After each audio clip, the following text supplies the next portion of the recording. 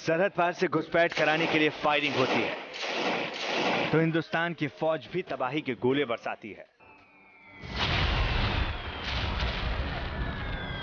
LOC पार कर घुसपैठिए अगर हिंदुस्तान की सरहद में आते हैं तो भारत की सेना उन्हें मौके पर ही ढेर कर देती है। भाड़े के पाकिस्तानी टट्टू अगर भारत में सुरक्षा बलों के ठिकाने पर हमले की कोशिश करते हैं तो सुरक्षा बलों के जवान चंद मिनटों के अंदर उनके परखच्चे उड़ा देते हैं।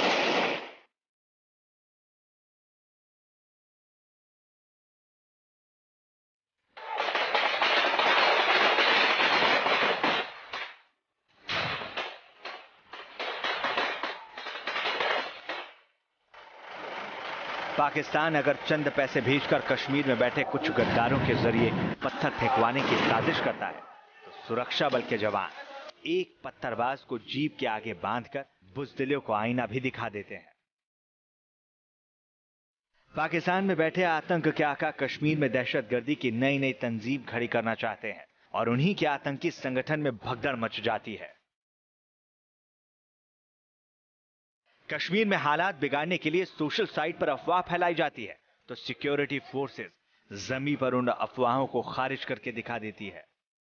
और अब अगर कश्मीर में बुज़दिल उपद्रवी और आतंकी महिलाओं की आड़ लेकर सुरक्षा बलों पर हमले करेंगे तो हिंदुस्तान की फौज उन्हीं की भाषा में जवाब देने के लिए तैयार है। हिंदुस्तान की फौज में अब शुरू हो रही है महिला सैनिकों की बहाली। हमारी जो इस वक्त ज़रूरत है वो ये है कि हमारे को रैंक एंड फाइल में यानी कि जवानों के और हमारे जो सरदार साहिबान होते हैं उस रैंक में भी लेडीज़ की ज़रूरत है। अब पाकिस्तान के आतंकियों और कश्मीर में बैठे पाकिस्तानी पिट्ठुओं की जान महिलाओं की आड़ में नहीं बच पाएगी, क्योंकि भारतीय फौज ने तय कर लिया है कि आतंकी जैसी साजिश करेंगे वार वैसा ही होगा। देहरादून से मनमोहन भट्ट के साथ टीम न्यूज़ नेशन। एलओसी से उस पार और एलओसी के इस पार भारतीय फौज कई मोर्चों पर एक्शन में। हिंदुस्तानी सेना की यह कार्रवाई कितनी तेज है इसकी एक तस्वीर एलओसी के उस पार देखने को मिली। आपको दिखाते हैं। पाकिस्तान के सेना प्रमुख जनरल कमर बाजवा पाकिस्तान के कब्जे वाले कश्मीर में थे। एलओसी के पार जनरल बाजवा का यह दौरा इसीलिए अहम है क्योंकि 2 महीने में भारतीय फौज ने 30 दहशतगर्दों को ढेर कर दिया है। इनमें कई सीमा पार से आए थे। इसके अलावा पिछले दिनों भारत ने पाकिस्तान की कई चौकियां तबाह कर दी थी और अब बर्फ पिघलने के बाद पीओके में बैठे आतंकी घुसपैठ की साजिश कर रहे हैं। ऐसे में पाकिस्तान के जनरल बाजवा का पीओके दौरा भारतीय फौज के एक्शन का नतीजा नजर आता है।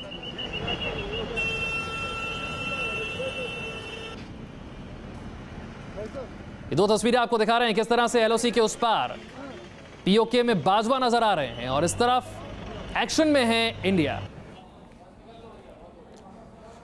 कश्मीर में शांति बहाली के लिए तैनात हिंदुस्तानी सेना की ओर से एक बड़ा फैसला लिया गया। सेना प्रमुख जनरल बिपिन रावत ने ऐलान किया कि कश्मीर के हालात को देखते हुए अब हिंदुस्तान की फौज में महिला फौजियों की कॉम्बैट पोजीशन पर भर्ती शुरू होगी। जम्मू कश्मीर के किसी भी घर में छिपे आतंकी को पकड़ना हो तो हिंदुस्तानी सेना को आवाम का सामना करना पड़ता है। किसी इमारत में छिपे आतंकी जब फौज पर ग्रेनेड और गोलियां बरसा रहे होते हैं तो सेना के जवानों को पीछे से पत्थरबाजी का सामना करना पड़ता है। सेना के जवान जब आतंकियों और घुसपैठियों को ढेर करने में कामयाब होते हैं तो उसके बाद भी उन्हें महिलाओं और बच्चों के विरोध का सामना करना पड़ता है। कश्मीर में सेना को नाकाम करने की ये सारी साजिशें पाकिस्तान की ओर से भेजे गए पैसे के बदौलत रची जाती हैं। आतंकवाद से लेकर पत्थरबाज तक महिलाओं और बच्चों को आगे करके हिंदुस्तान की फौज पर हमले करते हैं।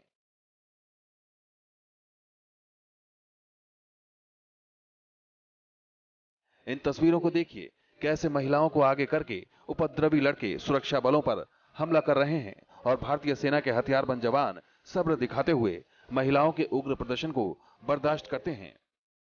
लेकिन महिलाओं की आड़ लेकर रची जाने वाली आतंकी साजिश तब महंगी महसूस होती है जब महिलाओं की वजह से खूंखार आतंकी भाग खड़े होते हैं। इसकी कई मिसालें हैं। जैसे इसी साल मार्च महीने में पुलवामा के बटनूर में कई आतंकी छिपे थे। यहां सेना का सर्च ऑपरेशन चल रहा था, लेकिन महिलाओं के विरोध का फायदा उठाते हुए आतंकी भाग खड़े हुए। 6 मई 2017 को शोपियां से तो लश्कर का खूंखार आतंकी जुनैब मट्टू भाग खड़ा हुआ था और 20 मई 2017 को पुलवामा के हकरीपुरा इलाके से लश्कर आतंकी अबू दुजाना भी भाग गया था। ऐसी ही परेशानी को झेलते हुए भारतीय सेना ने कश्मीर के तजुर्बे के बाद अब नई रणनीति बनाई है। हम लोग कई बार जब ऑपरेशन पे जाते हैं, हम लोग को आवाम का सामना करना पड़ता है। इस आवाम में कई बार लेडीज़ हमारे आगे आ जाती हैं। उनके साथ कार्रवाई करने में हमारे जो मेल मेंबर्स हैं उनको कभी कभी झिझक हो जाती है। तो उस कार्रवाई में सक्षम होने के लिए हमें ज़रूरी है कि हमारे पास लेडीज़ जवानों की तरह भी तैनात हों। जनरल रावत ने कहा कि सेना में महिला जवानों की कॉम्बैट पोजीशन पर भर्ती से पहले उन्हें मिलिट्री पुलिस के तौर पर भर्ती करके देखा जाएगा। कि मैं कभी भी महिलाओं को किसी से कम नहीं समझता हूं। उन्हें सिर्फ ट्रेनिंग की ज़रूरत है, मजबूत ट्रेनिंग की ज़रूरत है, जिससे वो खुद मजबूत बन सकें। तो वो उन दस्ताओं के साथ अगर दस्तों के साथ चलें अगर, और ऐसी सिचुएशंस आए जहां पे उनको महिलाओं को फेस करना पड़े, तो शायद ये ज़्यादा बेहतर होगा कि महिलाएं भी इन दस्तों के साथ हैं। हिंदुस्तान की फौज में महिलाओं को यूं तो 1992 में ही शामिल होने का मौका मिल गया था, लेकिन अभी तक महिलाओं की तैनाती मेडिकल, लीगल, एजुकेशनल, सिग्नल और इंजीनियरिंग कोर में ही होती रही है। ऐसा पहली बार होगा कि आर्मी के कॉम्बैट पोजीशन पर महिलाओं की भर्ती कर उनका प्रयोग कश्मीर में शांति बहाली के लिए किया जाएगा। हिंदुस्तानी फौज में अगर महिलाओं को कॉम्बैट पोजीशन मिलती है तो भारत भी दुनिया के उन तमाम देशों के फहरिस्त में शामिल हो जाएगा जहां की आर्मी में महिलाओं को कॉम्बैट पोजीशन मिलती है।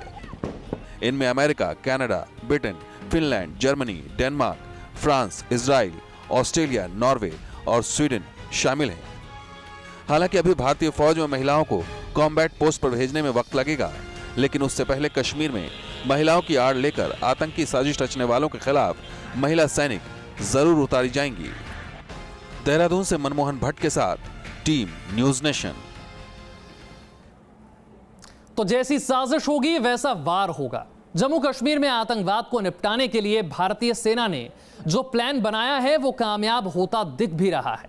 आतंकियों और उनके सरगनाओं की साजिश से एक कदम आगे बढ़कर बनाया गया सेना का प्लान अब नतीजे दे रहा है।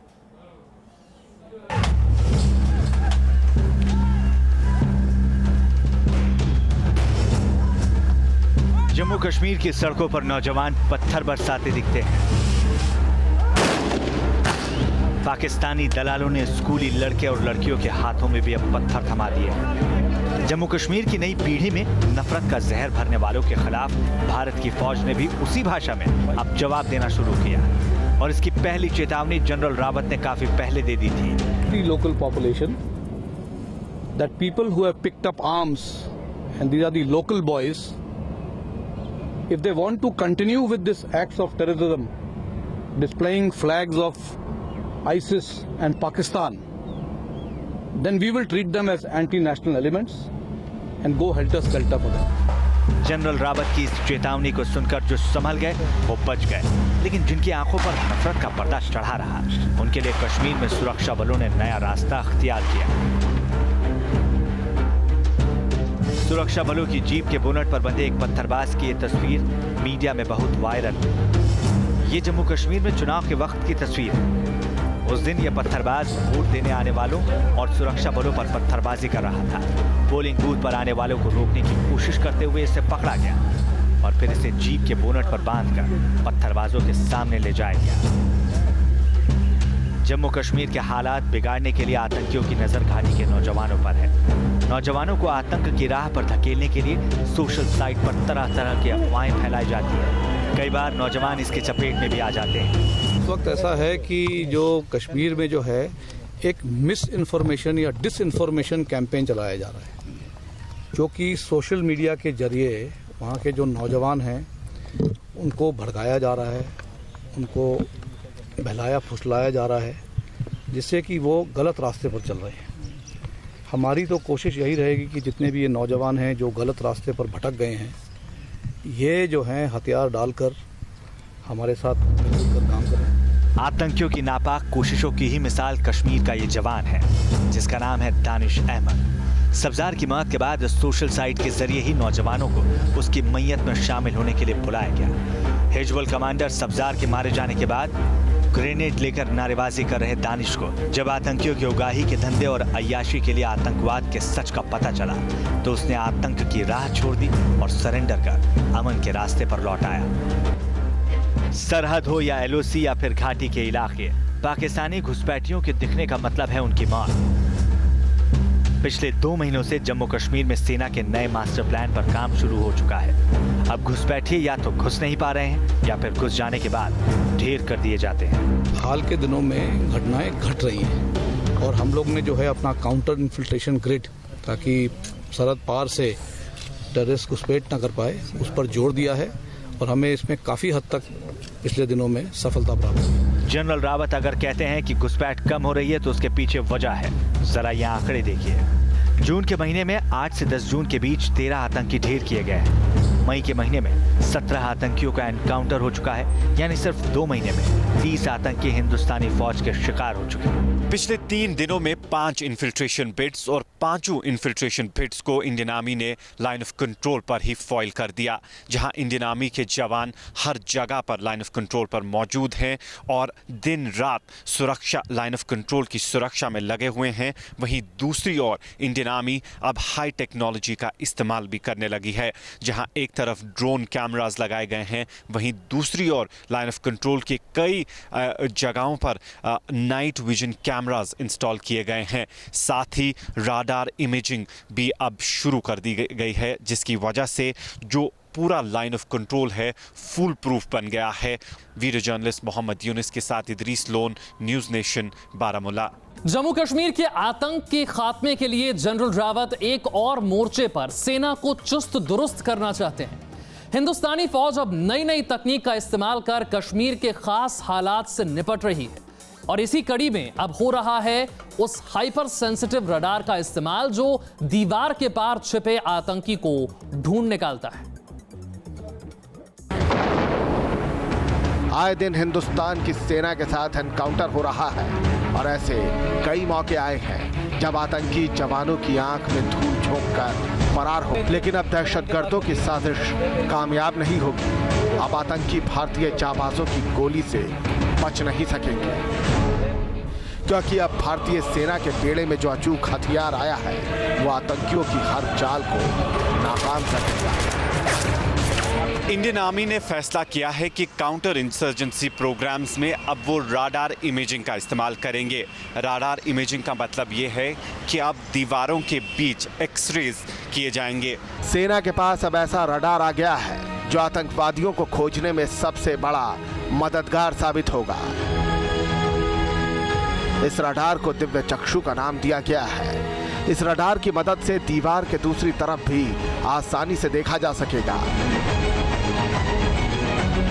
कोई आतंकी दीवार की ओट में छिपा होगा तो भी सेना उसे टारगेट कर लेगी। इतना ही नहीं, इस रडार में हाई टेक्नोलॉजी वाले सेंसर लगे हैं जो दीवार या ऐसी ही किसी सतह के दूसरी तरफ हो रही हलचल को डिटेक्ट कर पाएंगे। इस रडार से आर्मी को फौरन पता चल जाएगा कि किसी घर या जंगल में आतंकियों की लोकेशन कहां है। यह रडार इतने सेंसिटिव है, इसकी मदद से सांस लेने की आवाज को भी डिटेक्ट किया जा सकेगा।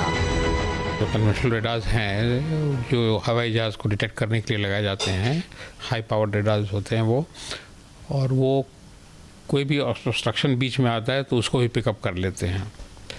लेकिन ये जो टेक्नोलॉजी जो कश्मीर में यूज़ की जा रही है, ये स्लाइड वो थोड़ा उससे फ़र्क है। उसमें ये पेनिट्रेट करती है, ये दीवार को करीब करीब 30 सेंटीमीटर मोटी दीवार को पेनिट्रेट कर सकती है ये रेडार वेव्स, और उससे जो अंदर कोई होगा उससे रिफ्लेक्शन जो आएगा उससे पता लग जाता है कि कोई है अंदर की नहीं। भारतीय सेना कश्मीर घाटी के इलाकों में इस रडार का इस्तेमाल करेगी, क्योंकि कश्मीर में आतंकियों के खिलाफ ऑपरेशंस में रिहायशी इलाकों की घरों की फॉल्स सीलिंग भी एक बड़ी परेशानी बन जाती है। टेक्नोलॉजी के जरिए हम ये पता कर सकते हैं कि जो आतंकवाद है वो किस तरह की हरकत कर रहा है, किस इलाके में हरकत कर रहा है, तो बनिस्बत कि हम जगह जगह आवाम को तकलीफ़ पहुंचाएं, जगह जगह लोगों के घर में घुस के वहाँ पे सर्च ऑपरेशन करें, हम ये चाहते हैं अगर हमारे पास मॉडर्न टेक्नोलॉजी हो तो इसका सही तरीके से इस्तेमाल किया जाए।